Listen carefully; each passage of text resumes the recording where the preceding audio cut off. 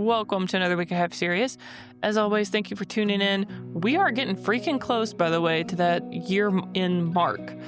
So if you guys have a favorite episode, or if you just like the podcast in general and you know somebody else that would like it or would like to be a guest, by all means, share it. You guys kind of know me on this stuff. I don't like asking for help. It's something I am trying to work on still, but I'm asking you for help now. If you can help push it out to get to that year-end goal, that would be awesome. Is anything spectacular going to happen if that happens? No, it's just, we all have goals in mind and things that we want to accomplish to see what we're going to do next, and that's what this is. So any help that you guys can give would be freaking phenomenal. Now, enough about that crap. On to our guest. Today we're going to talk to Peter Colter, who had to deal with his mental health issues from youth on. It wasn't until he was in his 40s that he had what he calls a spiritual awakening, where he was able to refocus and basically be the person that he had always wanted to be in being a successful author. And now he has some different scripts that are in production, different things that he's been able to get some award-winning recognition for. But he knows that it was his hardships that gave him that drive and those stories that he was able to tell later. So without going too much into it, and for some of you guys out there that aren't religious, you guys know me, I'm not religious. But I do respect those that have a healthy relationship with religion. Just like anything, there's healthy and unhealthy relationships. And I'm not saying that I'm opposed to it. I would love to be able, I feel like there would be some comfort in having such faith. But unfortunately, that's just not something that is ingrained in me. But I am 1,000% supportive of people that are able to use faith and religion and their belief system to drive themselves forward, get over and get through different obstacles, and find the grit to continue to fight for the stuff that they want, which is what Peter's done.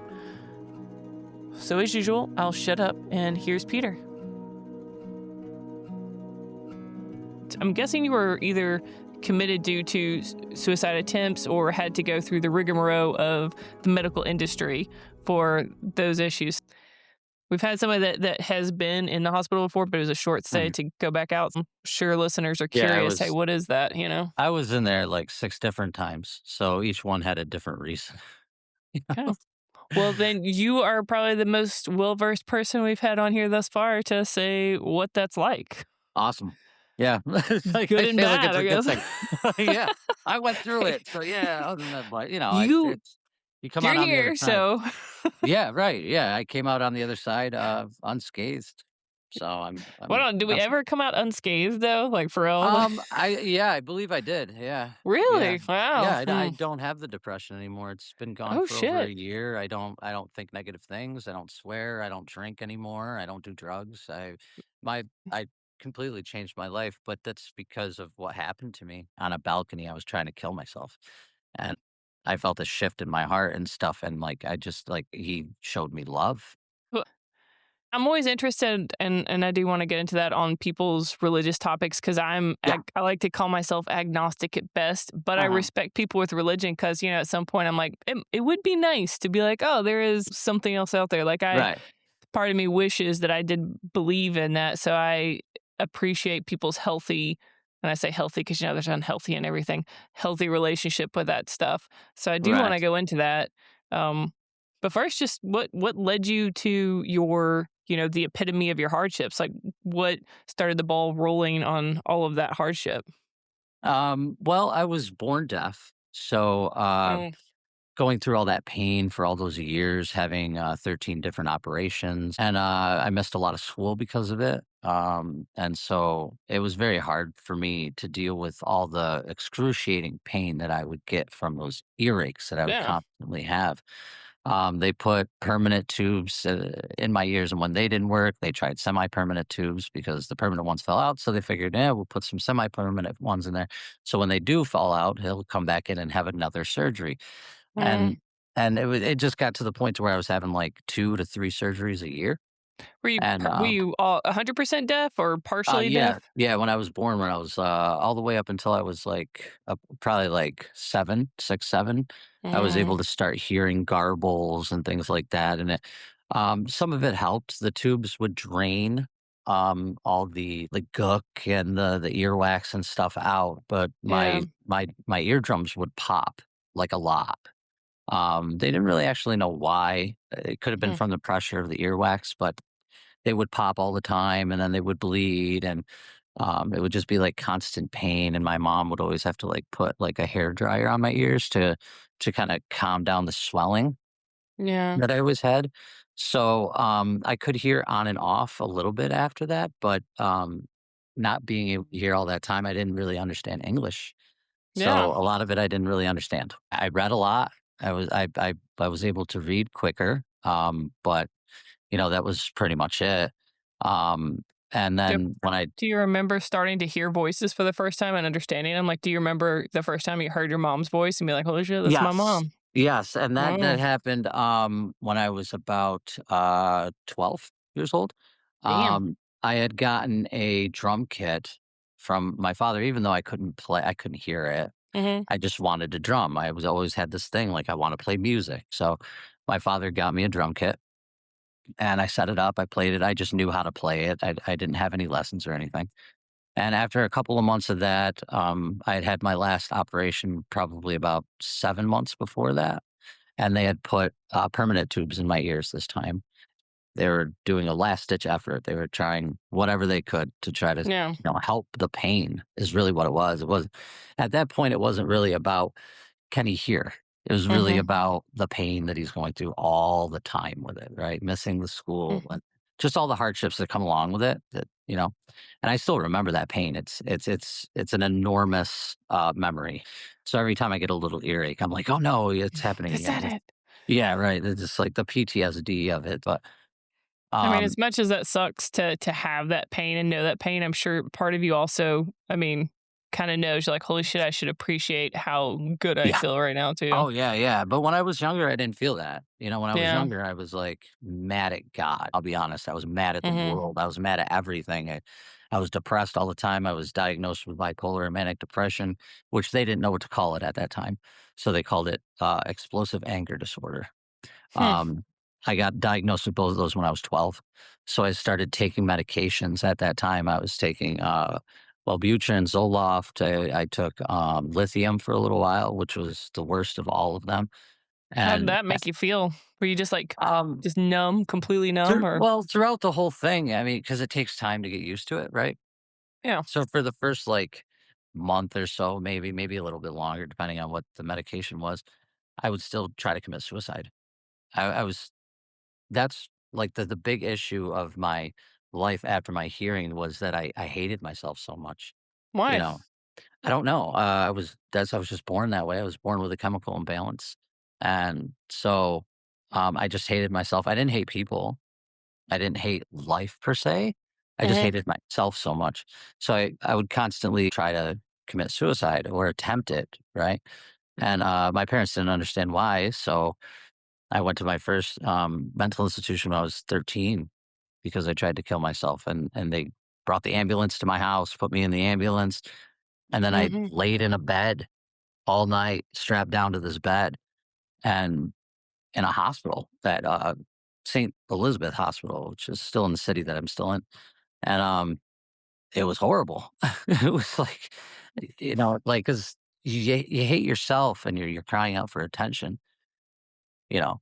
And How? the only thing they could do is put you in a room, What it was was your bad. method of choice? I'm just curious. That time it was trying to cut my wrists, So you had some so medical that you had to deal with also then, I yes, guess, after, yes. yeah. Yeah, yeah, they bandaged me up and all that. It was superficial, Mhm. at that time because I was young. I wasn't, I was 13 years old. I wasn't, like, looking into how to do it, you know what I mean? And it's like the attempt, the cry for help, I guess, the I don't wanna hate myself anymore, Yeah. somebody get me out of this kinda thing.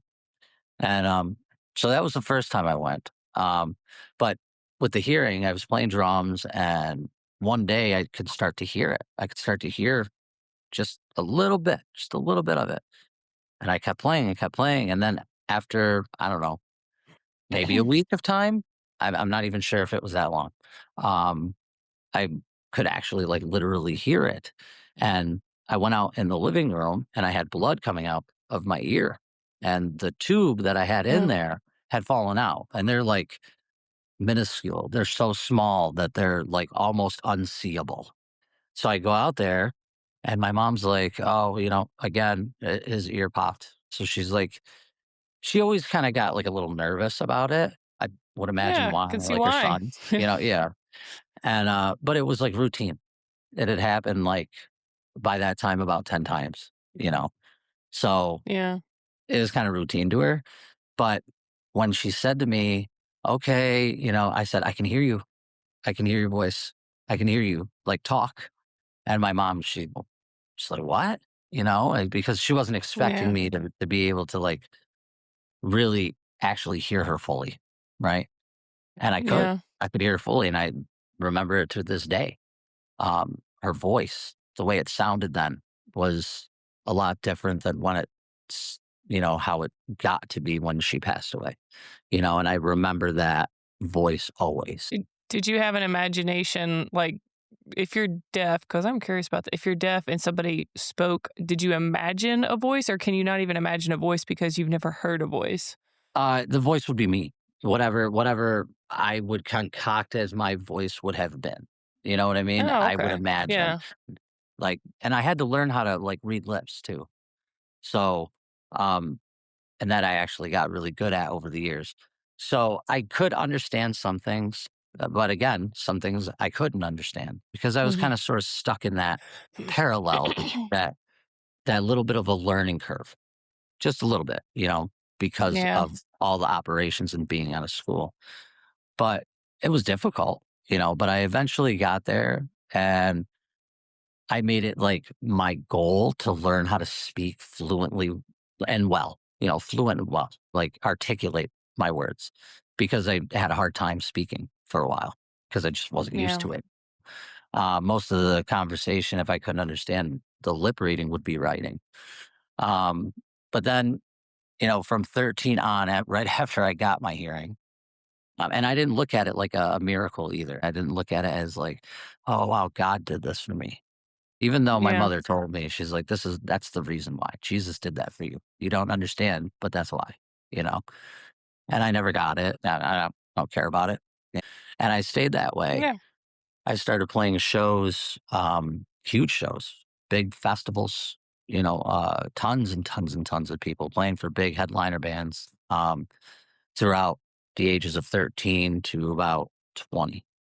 And, uh, And that was awesome, but with that, comes a lot of drugs and bad, choices.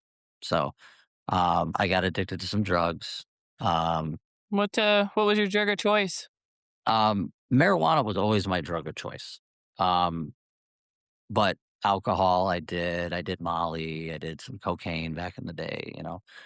Um, Yeah, and I got used to, kinda always having it around, and always having that kinda like party, like lifestyle. Even though I was very, like, kinda sorta antisocial.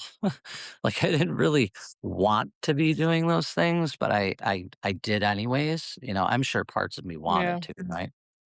Because there's always 2 sides to that. It's, if you really didn't want to, you really wouldn't, right? So, I guess part mhm, of me wanted to. And, playing all the shows and stuff like that, I mean, being a drummer is tiring, and, it's a quick fix to just, drink some alcohol and forget about it, or, go and oh, yeah, party with yeah, people, you know what I mean?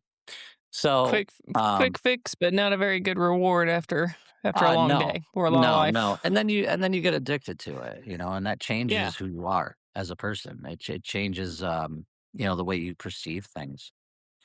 And mhm. so, I'm still dealing with depression this whole entire time, and, fast forward to last year, you know, I'm 42 now, so I've been dealing with that depression for all my life. How how would you define your depression? Like, if you were to say this is what it feels like? Crippled. It was horrible, and I never wanna feel it again, ever. You know, I don't is it ever just, wanna like, go not back. being able to move? Sometimes it was bedridden, sometimes it was Mhm, very much, I don't wanna get out of bed, but most of the time, my depression would cause me to say things like, My kids probably don't want me around. Probably better if I wasn't around. I'm a burden to people, and sitting in that all the time in Mhm. a room by yourself. I mean, that was really my depression. My depression was singular to me sitting in one room all the time, really heavy Mhm. metal music playing and just hating myself for hours and hours and hours. And I was trapped. Uh, Um, and that's horrible. Like, to even think about it yeah, I now would. that's horrible. Yeah, I would never want that for anyone in the world. It was bad, and I never wanna go back to it. It actually frightens me to get back there. But so, I went on this trip, um, to get my godsons from the military. They had just graduated, and we were in a nice hotel. Everybody was, loving life, and I couldn't get over hating myself. I was just so still deep in that depression. And so when they went to bed, I went out on the balcony and I said, "This is it. I'm done. I don't want to feel this way anymore. I'm sick and tired of it." And I was Mhm. really sick and tired. I was mad, you know. And I don't know why, but I called out to something I didn't believe in. I called out to God. I called out to Jesus, and I said, "Yeah, a lot of things I wish I didn't say." Honestly, when I'm spilling the story back out, I said a lot Yeah. of things I wish I didn't say to him, you know, Well, because I you're talking understand to an that. agnostic, so there's no judgment here. No, no, no, I understand, but to me, I Yeah. just I feel bad about it still because of what he did for me, right? So I'm on that balcony and I'm screaming out to Mhm. him and I'm saying things I shouldn't have said, whatever. And I tell him, if there's a Yeah. purpose for me, you better give it to me, because if not, I'm done. And in that moment, I felt a shift in my heart. I felt all the depression in my life go away, gone completely. And I couldn't stop profusely crying, like, just the whole entire trip we were there. I was crying and crying and crying. And my family was like, "What is wrong with you, man? What's going on?" And I couldn't even muster the words. I felt why he cares so much. I felt something that I couldn't put into words. I felt a love so strong that from that moment, I was worth it. You see what I'm saying? I felt like I mattered. I actually mattered. It's so hard to explain what happened. It is, and even when I do explain it, I don't give it enough words that are to the level of what happened to me, and from that Do moment on, I haven't felt it at all. I was able to write 4 books. I was able to write a whole entire season of of a TV show. I was able to write, the script for my first book, which is going into production. I was able to do things. I was because I didn't have the depression, I didn't hate myself anymore. And that's what he did for me. what do you think caused it that moment, that pivotal shift? I said, I can't do this anymore. I can't. I don't want to do this anymore. And I'm not going to take it from me. That's basically Mhm. what happened. I gave him all of my depression. I gave him everything that was bothering me. I gave him, all the hurt that I felt in my life. I gave it to him. And then I was able to feel how much he cared about me, you know? And from that moment on, I just haven't felt it. I haven't been buried in that deep depression. I've been working, I've been motivated, I've been spending time with my kids, I've been grateful for the things that I have, Yeah. where I wasn't before. I wasn't grateful. I said, "I gotta do this. I gotta get this done. I have to make this Mhm. happen." But when I turned around and gave it to him, everything happened. Everything happened without me really having to do anything at all. And in that moment, when I felt that, I had this thought in my head. I couldn't get it out of my head. I didn't understand what it was. And then I started figuring it out. It was a story. I was supposed to write a story, but I was a screenplay writer. So I started writing it into a screenplay. About 40 pages in, something told me this isn't the way to do it. Don't write it into a screenplay, write it into a novel. I don't know how to write novels. I didn't know anything about writing a novel, nothing at all. So I Mm. started writing it into a novel. And it became The Endless Fall. And I wrote it in about 7 months. And my wife read it. She bawled her eyes out and she said, "This needs to go out. People need to read this because it will save somebody, it will help someone." And I think that's what he meant for me to do, was to reach out and to help people, not necessarily through my own beliefs, but because of what Hmm. happened to me, because of the story, because of what my life was. There's something that can become positive from it. And I would have never had these thoughts before that moment. In a split second, my life changed. I never would, there would have been no reason for me to ever change my train of thought. I would have sat in that depression for the rest of my life if that didn't happen to me. And so I'm grateful every single day that I don't feel that way. And I wouldn't want it on anybody else. And now I help people. Now people reach out to me and I talk Yeah. to them. I talked to a woman who just lost her son a couple of days ago. I would have never been in that position to help her. I would have never been in that position to help anybody I've been helping for the last year almost, if it weren't for that moment. Are your So, books religious based or are uh, they, inspiration based? The Endless Fall is. The Endless Okay. Fall is about a girl named Ivy who suffers through abuse, Hmm. neglect, nightmares of her own suicide, and tries to find and keep Jesus in her life while protecting her little brother Ethan. It's a very dramatic, very raw, scary type of book because her nightmares are horrible. And I used to have those nightmares too. How would you put into words to help other people that are maybe in your position that don't believe in Jesus or God? And I'm not saying to convince them, but is there something else that you would maybe tell them to help them find purpose or some kind of advice that you give them if they're in the kind of depths that you were in at your pivotal moment? Well, I'm sure that a lot of people that do believe in God and Jesus or would would say Jesus is the way, right? Hmm. I would Yeah. expect you to say Jesus is the way. But that's a hard thing to tell somebody who you know doesn't believe in that, right? So you don't, Yeah. because you don't need to. What you need to understand is that there is something within somebody, right? Within that person that loves them. There is a moment in time where they actually did care about themselves at one point. Then something happened Hmm. to change that, right? And some people are born with a chemical imbalance like I was, but every story is different. So the best thing that you can do is listen. That's it. So what I would tell them is get a hold of me. I will listen. And that's really it. We're social creatures. We want people to be empathetic.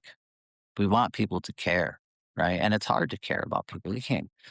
It's so taboo to care about other people, but I do. And I think that's my purpose. I think that's what I was put here for. So, what do you need to accomplish to feel like you've gotten where you need to be or accomplished whatever goal you feel like is something you're supposed to do? I mean, what is set in my path is whatever I have to choose to deal with. So I could choose to always deal with something, or I could choose not to, right? There's always two Hmm. choices. So for me to feel satisfied, I guess is really the word, right? Or to know what I want to do next, or to know what I'm being pushed to do next, right? In those kind Hmm. of contexts. I mean, for me, it's prayer. For me, I pray. For me, I find a center, I find a chill spot, and I talk. I talk to Jesus, honestly. And I make sure that I'm grateful for what I have and don't try to go for things that I don't need. I want people to be helped by what I went through, not to be depressed by it or lost. Hmm. So if I can just reach out a helping hand in some way, then that's what I Yeah. think is my purpose. So I'm always going to go on that path. Are you currently on any medication or are you off everything now? No, I'm still on Depakote ER. I've been on Depakote ER since I was 15, I believe. Oh, Yeah. wow. I think they change that stuff up every now and then. I know people just, I guess you stay on it till it doesn't work. It was Depakote, now it's Depakote ER, which is like extended release, which It's basically the same thing. I'm not familiar with the names. Are those antidepressants? Is that what that It's is? an it's a Or it's an anti-seizure medication. It's also an antidepressant and hmm, a bipolar medication. I have epilepsy as well. okay. Yeah, Oh, okay. Oh, that's slew fun. of You get everything at problems. once. That's a, Yeah, yeah, why not?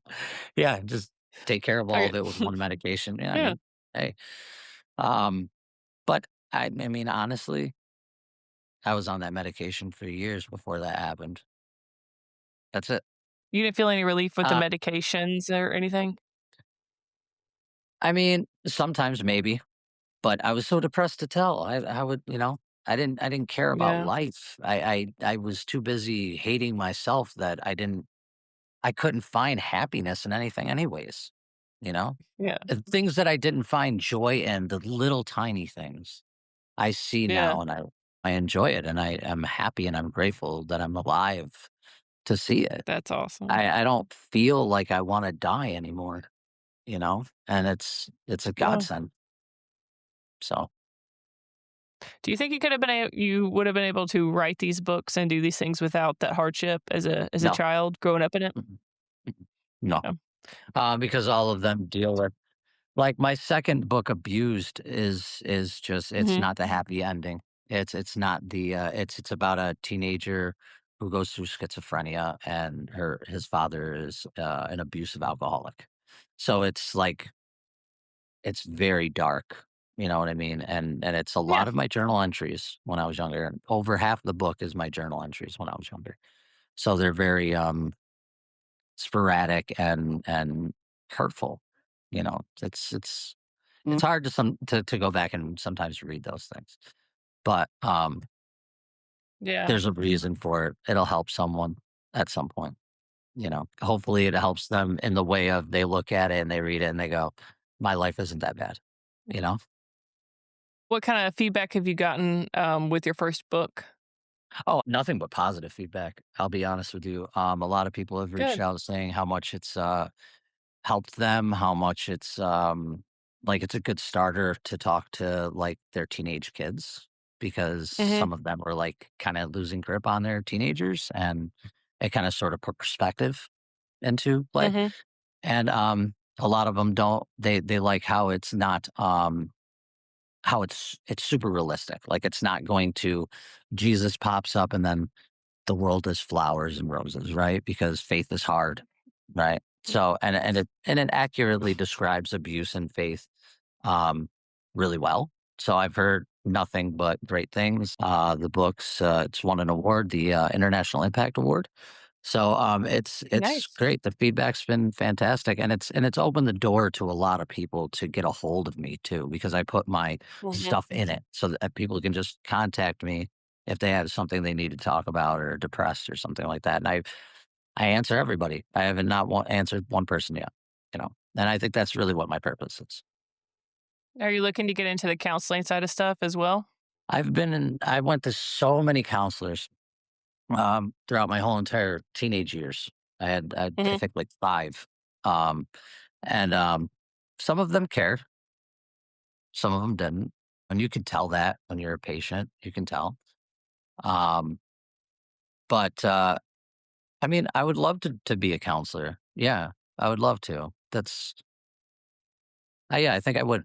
I never really thought about it because I'm just Mhm. doing it a lot now, anyways. So I'm not like I wasn't really like contemplating it, but Yeah. yeah, I would love to do that actually because I would care.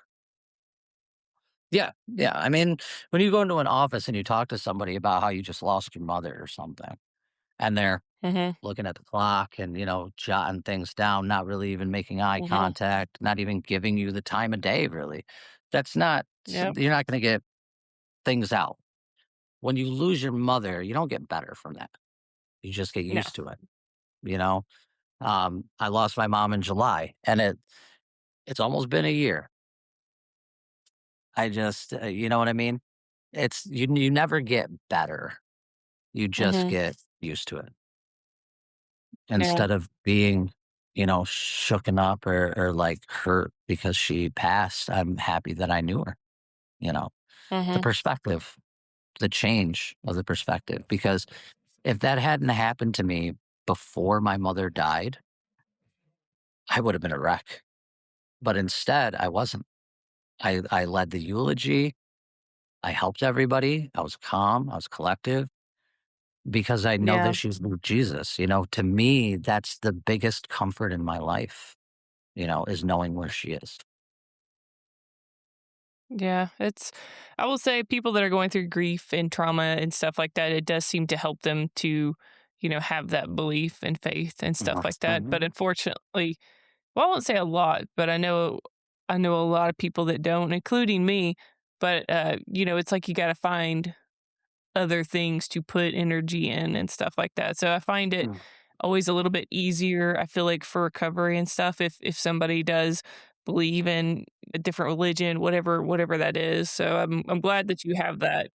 They call it higher power in rehab Oh, because they're okay. they're too afraid to talk about God and Jesus and all that kind of stuff. You know what I mean? So Yeah. they just call it a higher power. But I totally understand it too. I mean, it's taking yourself out of yourself and giving Mhm. yourself a different perspective, really. You know what I mean? When you can see something that's greater than you that put you here, it gives you purpose, means you matter, you know? And I think a lot of people they just forget how important they are. Yeah, or how rare it is just to exist in general. It's like, oh, it's pretty rare just to exist in general. So it's pretty They cool. think it was like, well, there's 6 billion, 7 billion people in the world. Well, yeah, but there's only one of you, though.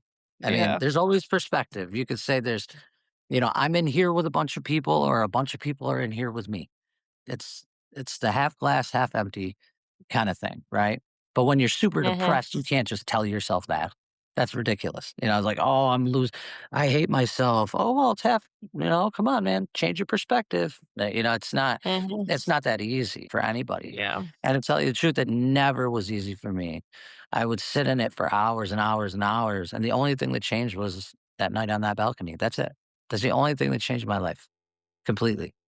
So Did you ever get the attention as a kid where somebody sat down with you and asked you the right questions? Do you think there was anything that anybody could have done?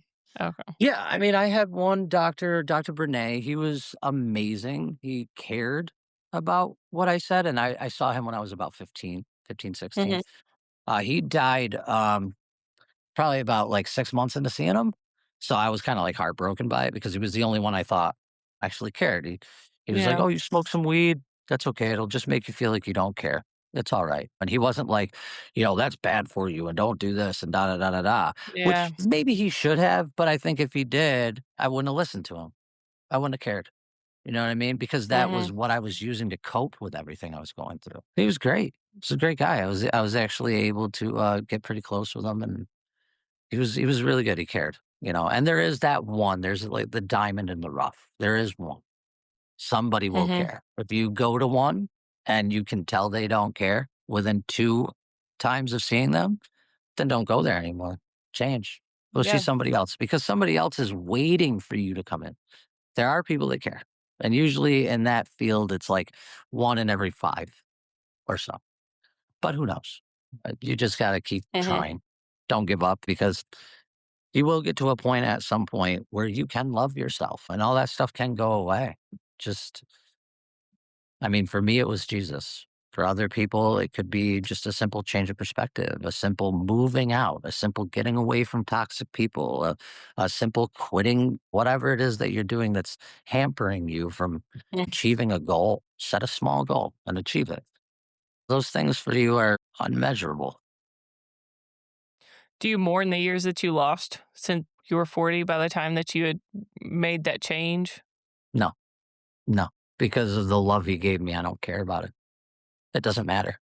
None of it none of it matters. My whole entire past, all that stuff, I don't sit and feel like, "Oh, man, if I hear a loud bang, I'm gonna freak out," right? Because Mhm. I used to have that kind of problem. I used to have the problem where if a shoe wasn't in the right place, I would get mad at people. Like, that's how I used to be, you know? And Mhm. since that moment, I haven't felt any of it. So, I don't have remorse for the life that I had that is dead, I am grateful for the life that I have that is alive, you know? So what would you say to somebody standing on that balcony and I'll say that doesn't believe in a higher power or it Yeah, I'll just stick with higher power. What higher would you say to power, but them? yeah. Um, well, I would just simply tell them I'm there to listen, and hopefully they talk to me. But I can't make somebody do anything. You can lead a horse Mhm, to water, but you can't make it drink, right? Some people will not listen, but at least you're there. mhm. They're not alone. And if that means I got to pull up a chair and not pay attention to you, well, guess what? That's what's going to happen. But you still know I'm there, and that's what matters. Yeah. So how many contact are you making pretty good contacts now with, Yeah. people calling and talking? Well, that's good. Yes. Yes. Quite often. Yeah, it's quite often, and I enjoy it. I'll be honest with you, I enjoy it. I don't enjoy the hardship stories sometimes or the grueling abuse that some of these people go through, but Mhm. I do enjoy connecting. I do enjoy having multiple conversations. I do enjoy trying to help them through their stuff. And some people are hard in the way that they think about themselves, or they're hard in the way that they think about life. And those are what I say, tough cookies to Mhm. crack, kind of, right? But I just listen. And usually they help themselves. Nobody wants to feel like that. So in all of your attempts, I think you said, what'd you say, 3 attempts, or did you say more? I forgot. How many attempts did you have? More than that, yeah, more than that.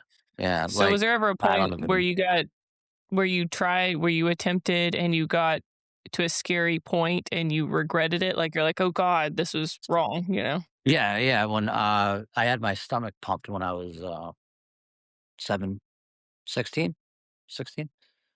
Mhm, Um, I had taken like way too many of those Depakote pills, and I figured, oh, I'm that sad. This will make me feel better. And I just mhm. kept taking them until my stomach was full. Um, and then I started seizing, and they called the ambulance, and I woke up in the hospital. Um, they gave me this stuff to drink, and I had to like throw it up. Charcoal? I don't know if that's not what it's called, but I think that's Mm. what people call it. Yeah. It Black was like stuff? black and orange. Yeah. It was disgusting. It was Yeah. disgusting, and it was like it like within it went just like right up. I mean, I hate to do the sound. Sorry, that was I actually don't very care. realistic. It's pretty good. But uh, it just like kind of sort of came up within like a minute. And, it Yeah. was just full of, like, undigested pills, and then I went away for, like, 3 weeks after that, and they had people in there extensively talking to me, like, a lot, a lot, a lot, and, they didn't want me going home. They wanted to keep me there for a year, but I So convinced why them not? that I was fine. I convinced them I was fine. Mm. Yeah, so were you? No. No, no, no, no, no, they shouldn't let me go. Yeah. But, here I am, right? And so, Yeah, I mean, I yeah. guess, it's all in. But I was very convincing, and Mhm. I had blamed it on breaking up with a girlfriend, and I was over it. I'm done with her, and I'm already interested in somebody else, and I got a band to go back to, and I want to live. I've got things Yeah. looking forward to. I got a summer tour coming up this summer. Like, what am I doing? This was stupid. After about 3 weeks of that constantly, they were like, "Yeah, he's probably fine. Just let him go." So. Mm, Plus, I was 16, so my parents signed me out, so they took custody of me anyways. So the hospital was off the hook, basically. So yeah. yeah, I've always heard the stories, I'm sure you've heard them too, of the bridge jumpers, that the couple that have survived immediately after they jumped, they regretted it. And I've talked to a couple people no, probably. that did attempt in my line of work where they survived and they're like, "Shit, what was I doing?" So, Hmm. I don't know if it's the end of the impulsivity or what, but it seems like if you can get by those few seconds where you're doing it, you're gonna be fine. But, so that's why I was asking. I was curious if Yeah, you'd done it and then you're like, "Oh shit, that was a bad idea." yeah, and it's hard to get past those seconds, though, right? Because in that Yeah, yeah. moment when you're ready to kill yourself, you're like, I don't have a reason anymore. It's hard to get past those couple of seconds, but if you can get past those Mhm. couple of seconds, yes, you will probably regret what you were trying to do because come on. It's obvious. I mean, Yeah, you don't yeah. want to die. Like, I think, like, even like me with the crippling depression and stuff, I don't think that I wanted to necessarily die. I think I just didn't want to feel it anymore. And I knew that waking Yeah. up tomorrow, if I woke up, because I ended up getting insomnia because of it, because of all the times of staying awake and everything. And I take the Depakote makes you so you don't Oh. reach REMs, so I can't like necessarily dream. Mm. You know what I mean? Because that's what it does to you after years of taking it. Uh, So what's your next big work project then? What are you working on next, or what's your big goal with work? I have a TV show filming this summer. It's called Oh, Carrying nice. Creep. It's a horror anthology, kind of like Twin Peaks meets Tales from the Crypt. I've written Mhm. 11 of the episodes. The director, Patrick Hale, who's like an award-winning director. He worked for CNN and HBO and Netflix, a couple other ones. Discovery he started at. So he wrote the other half of the show, and we've got one of the last table reads right after this, and then it goes Nice. into production in July, and yeah, and then it's going to be everywhere. Streaming service in the UK has already picked us up before we filmed it, so things are going good with that. And then I have a book coming out June 10th, another one called "This Is How It Will End," and it's about a four different perspectives of the end of the world. So yeah, Oh, sounds interesting. mm, yep, and that'll be like part of a series. So we've talked about, the counseling aspect and what you need to do in that aspect before you feel like you've accomplished what you need to accomplish. What about Right. work? What's your hopes with work? Whatever can get me to help people. I feel like the show is going to help me help people with giving them a job. Number one, and number two, being able to hopefully gain something from it so I can give Mhm. back. Um, I'm a big supporter of giving back to the community and things like that. I'd really like to speak to a lot of people, like a TED Talk or something like that. And I feel that whether that's my take on Jesus and what happened, or Mhm. whether it's the fact that I was able to get through the depression and all the hardships to become what I have become now. I feel like that's my point is I'm supposed to help as many people as I can before I pass away. If you can only help how you can help, then you're always going to be accomplished by the end of the day. That's right. Yeah. So do you get bored with telling your own story? I feel like some people, when they've told it a few times, they're like, "Okay, here's my life." So do you get No, bored with it yet, or? no, I don't ever get bored with it. I just want to be able to help people. So if the story can get out there, then yeah. Well, is there any websites, or I'm guessing like a link to your book or anything like that that we can include in our show notes? Yeah, yeah, of course. I'll send you the links to all the books, and I'm on Awesome. Facebook, Instagram. It's really just my name, just Peter Colter. You can find me on any one of those platforms, TikTok, all of them. Okay, awesome. Well, I'll make sure to put all that stuff in the show notes. That's everything I had, unless I missed something, which I am fallible. I'm fallible to a fault.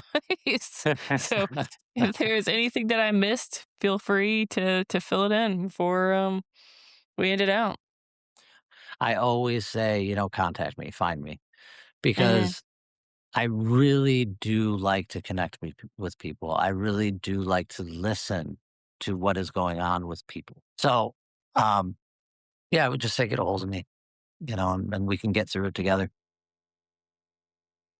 Okay, well, I will put all of your stuff down in the show notes, so anybody that wants to get a hold of you will be able to easily click away and find a way to get a hold of you.